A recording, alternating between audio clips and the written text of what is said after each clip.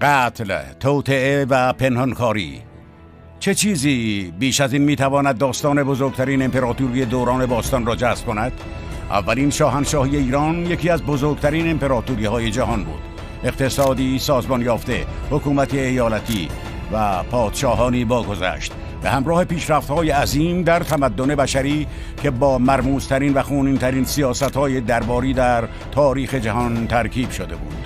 اوج شکوفایی ایران باستان به دست یک مرد رقم خورد که شاید قدرتمندترین حکمرانی باشد که جهان تا به حال به خود دیده است.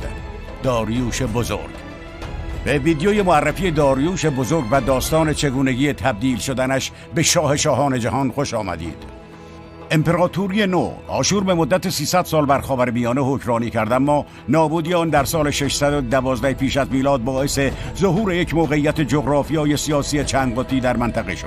4 قدرت بزرگ آن زمان برای دست یافتن به بقایای امپراتوری آشوری با یکدیگر به نبرد پرداختند: بابل، مصر، لیدیه و امپراتوری ماد.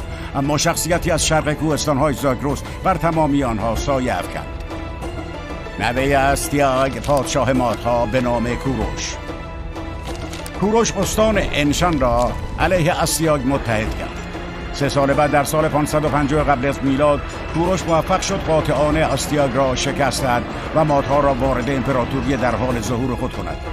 کوروش که به زودی کوروش بزرگ خوانده میشد، با هدایت ارتش چالاک خود به سمت غرب بعد از اشغال سارد در سال 547 پیش از میلاد پادشاه لیدیه کروزوس را شکست داد.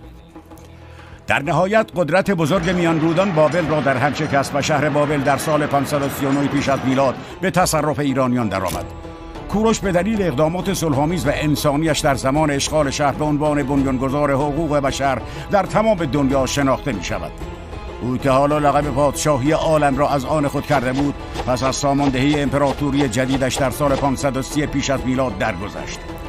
درباره نحوه مرگ این چهره ماندگار تاریخی روایت‌های مختلفی وجود دارد.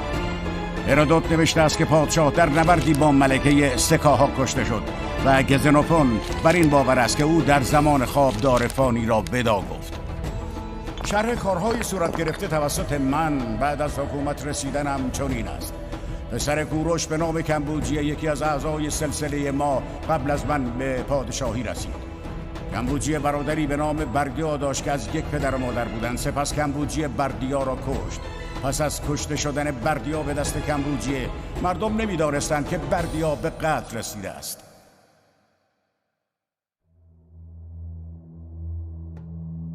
کوروش قبل از مرگش به اقداماتی برای کاهش خطرات پیرامون جانشینی بعد از سلطنت خود اندیشیده بود. اولین شاهنشاه ایران 3 دختر و 2 پسر داشت.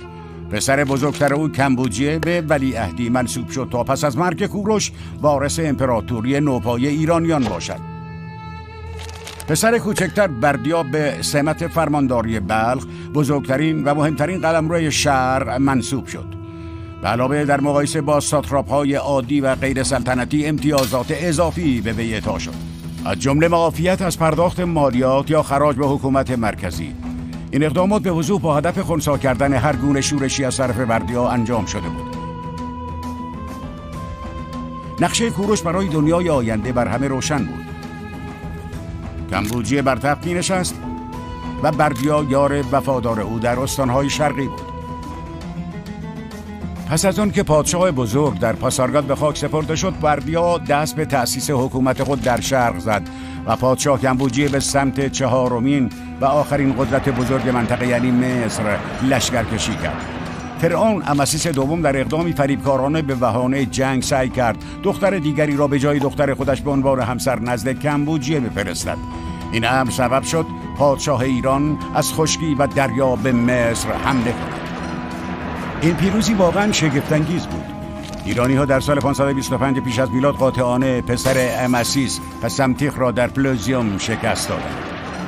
پس از تسلیم مصری‌ها، کمبوجیه به سمت نوبه در جنوب رفت. ارتش او در حالی که تلاش می‌کرد پادشاه آفریقا را تسلیم خود کند، رفته به دلیل کمبود جیره غذایی و شرایط دشوار بیابانی نابود شد. ارتش شکست خورده کمبوجیه در زیر طوفان‌های شن بیابان دفن شدند. احتمالاً هنوز هم بقایای ارتش گم شده کمبوجیه در آنجا باقی است. این شکست ذهن پادشاه ایران را به نقطه فروپاشی رساند و دچار پارانویا و جنون شد. وقتی کمبوجیه به ممفیس وارد شد تا در جشنی مذهبی در تکریم الهه اپیس شرکت کند، اوضاع از این هم بدتر شد. پادشاه نیمه دیوانه با دیدن شادی مردم خشمگین شد و تصور کرد که دلیل این جشن و شادی سخره گرفتن او برای شکست در بیابانهای آفریقا بوده است. کمبوجیه با در نظر گرفتن این نکته دستور داد تا گاو مقدس آپیس را نزد او بیاورند و سپس با خنجر به پای او زد و موجودی را که به عنوان نمادی از آپیس در مذهب مصری ها تکریم میشد کشت. وی برای به نهایت رساندن اعمال خود حاکمان ممفیس را که چنین شادی برپا کرده بودند اعدام کرد. موقعی به نام گئومات در کوهستانی به نام ارکادریچ در پیشیاوادا در 14مین روز از ماه ویخنا دست به شورش زد. او به دروغ به مردم گفت من بردیا پسر کوروش و برادر کمبوجیه هستم. کمبوجیه با بیشتر شدن خشونت و توهماتش دستور قتل برادرش بردیا را صادر کرد، چرا که پادشاه در خواب دیده بود که بردیا بر تخت نشسته است. بنابراین از غصب قدرت توسط او ترسید. پسر کوچکتر کوروش بردیا مخفیانه به قتل رسید. بعد از این ترور مجموعه‌ای از اقدامات جنون‌آمیز و عجیب اتفاق افتاد.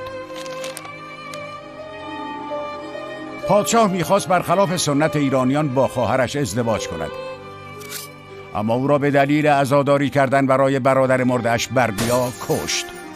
پس از آن که پادشاه دیوانه برخی از برجسته ترین مقامات کشور را زنده به گور کرد، کروزوس پادشاه پیشین لیدیه و مشاور فعلی پادشاه بزرگ او را برای این کار سرزنش کرد.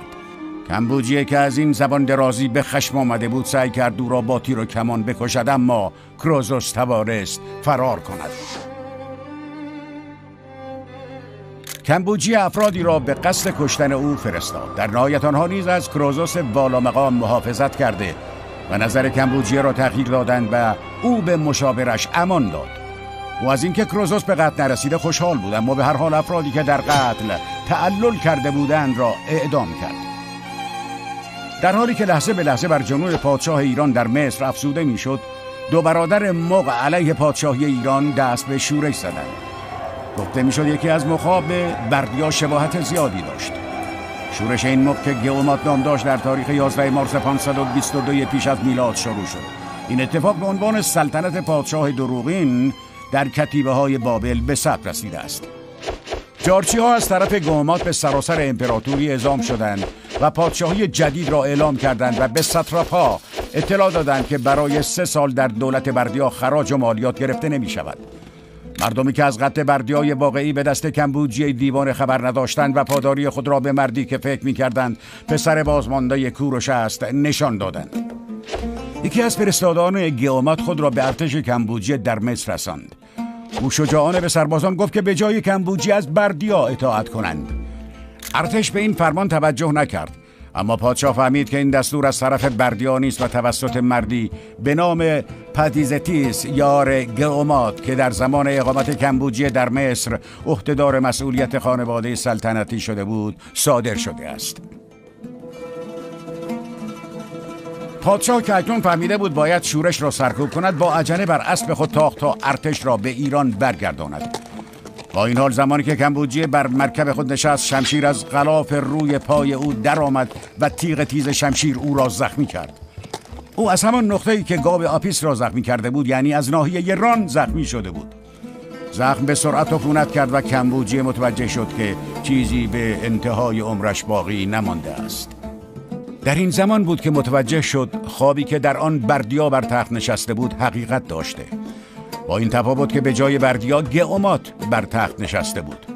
پادشاه بعد از فهمیدن این که بردیا را بیگناه به قتل رسانده به شدت گریست و در حالی که به نظر می رسید بخشی از قوه تعقل خود را به دست آورده، از ملازمان برجسته ایرانیش خواست تا امپراتوری را پس بگیرند.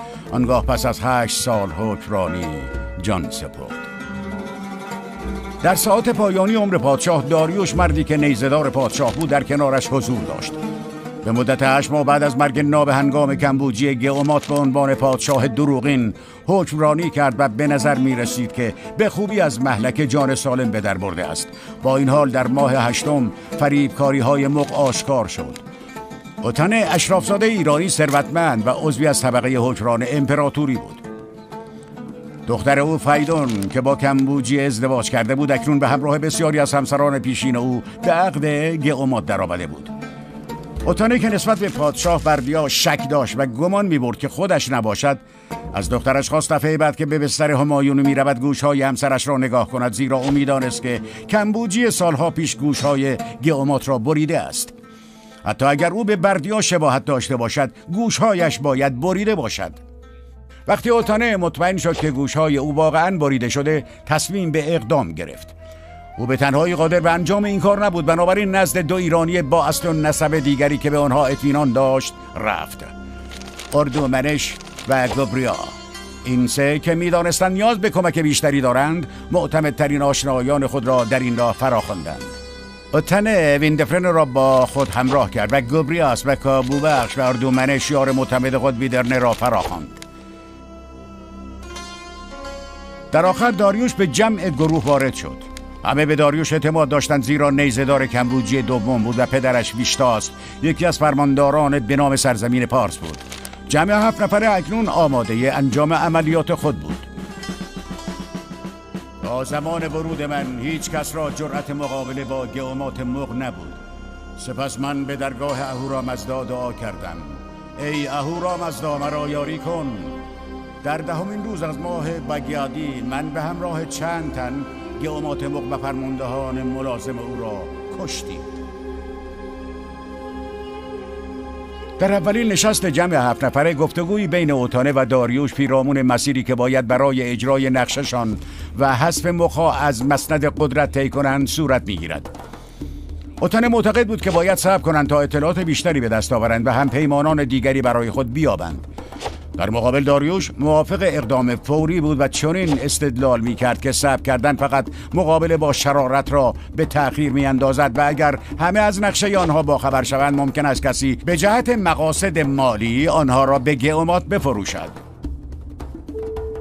اوتانه پس از آگاهی از دیدگاه داریوش از او پرسید که چگونه گروه باید به دژ وارد شوند تا بتوانند به گئومات حمله کنند. داریوش معتقد بود که به دلیل جایگاه بالا مرتبه آن 7 نفر به عنوان اشراف و فرماندهان امپراتوری ایران، محافظان هم از روی ترس و هم احترام جرأت مقابله برای ورود آنها را نخواهند داشت. به علاوه داریوش نامه‌ای از پدر عالی مقامش برای تحویل پادشاه همراه خود داشت. این نقشه بی‌نقص بود و همه با نظر داریوش موافقت کردند. 7 همپیمان با بالا رفتن اعتماد به نفسشان به سمت دژ سیکیاواتیش، محل فرمانروایی مغ‌ها، حرکت کردند. وقتی گروه به دروازه دژ رسیدند، نقشه داریوش بلافاصله عملی شد. محافظان دروازه از روی احترام به فرماندهان ایرانی و عدم آگاهی نسبت به هدف آنها اجازه ورود دادند. مرحله اول نقشه بدون مانع اجرا شد. به محض ورود به محوطه دربار، خواجه‌های حرمسرا به نزد آنها آمدند و دلیل آمدنشان را پرسیدند و محافظان دروازه را برای اجازه ورود دادن به آنها سرزنش کردند. در همین لحظه بود که آنها خنجرهای خود را کشیدند و به خواجه‌ها حمله کردند. به سرعت آنها که جلوی راهشان را گرفته بودند را زخمی کرده و به سمت ساختمانی رفتند که مغ‌های دغل‌باز، گئومات و پاتیستیس در آنجا مشغول صحبت بودند. آنها در داخل ساختمان متوجه درگیری خواجه‌های حرمسرا شده و خود را مسلح کرده بودند. گئومات با تیر و کمان و پاتیستیس با نیزه. در حین درگیری گئومات که در نبرد تن به تن فقط تیر و کمان داشت، بلافاصله به زمین افتاد. اما برادرش به ران اردومنش ضربه زد و در حالی که به شدت مقاومت می‌کرد با چاقو به چشم ویندفرن آسیب رساند. گئومات که ترسیده بود به دالان تاریک فرار کرد و خواست تا در را به روی تعقیب کنندگانش ببندد. اما داریوش و گوبریاس با سرعت زیاد پشت او وارد دالان تاریک شدند. گوبریاس بردیای دروغین را به زمین انداخت و آن دو در تاریکی اتاق با هم درگیر شدند. داریوش با خنجری در دست بدون حرکت ایستاده بود. گوبریاس از او علت حمله نکردنش را جویا شد. داریوش گفت ترسم از آن است که به اشتباه در تاریکی تو را بزنم. ملازمش گفت که در هر صورت حمله کند و او نیز حمله کرد. پادشاه دروغین کشته شد و گوبریاس آسیبی ندید. 7 قهرمان به موفقیت بزرگی دست یافتند. من آنچه که از ما گرفته شده بود را همانند ایام قدیم احیا کردم. من به فضل اهورامزدا موفق شدم و کوشیدم تا سلسله را همانند ایام قدیم در جایگاه خود قرار دهم. من به فضل اهورامزدا کوشیدم تا گئومات مو زادگاهمان را از ما سلب نکند. وقتی ایرانیان از اتفاقات افتاده در دژ سیکیاواتیش و فریب‌های دو برادر مغ با خبر شدند، به تقلید از داریوش هر موقعی که سر راه خود دیدند را به قتل رساندند. 5 روز بعد از تمام شدن ماجرا بین گروه شورایی برپا شد تا درباره آینده امپراتوری تصمیم گرفته شود. نظر اوتانه دموکراسی بود. بقابوخش طرفدار شورای رهبری بود و داریوش خواستار ادامه پادشاهی شد. پس از مطرح شدن تمام استدلال‌ها 4 نفر از بین 7 نفر با دیدگاه داریوش موافق بودند و در رقابت بر سر پادشاهی داریوش به پیروزی رسید.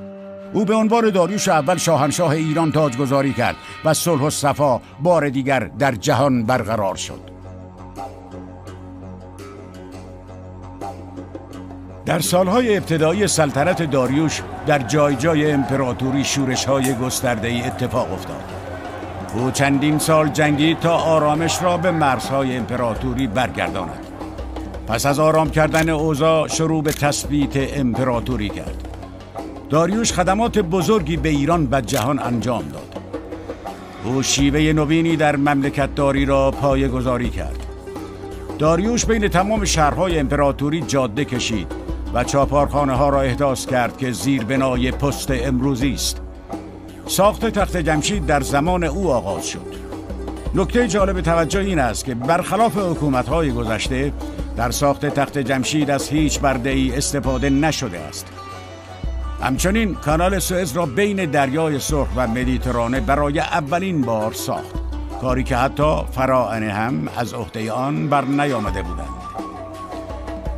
در برنامه آینده در مورد سلطنت داریوش بزرگ بیشتر صحبت خواهیم کرد. این ویدیو را با دوستان خود اشتراک گذاری کنید تا آنها با تاریخ ایران آشنا شوند.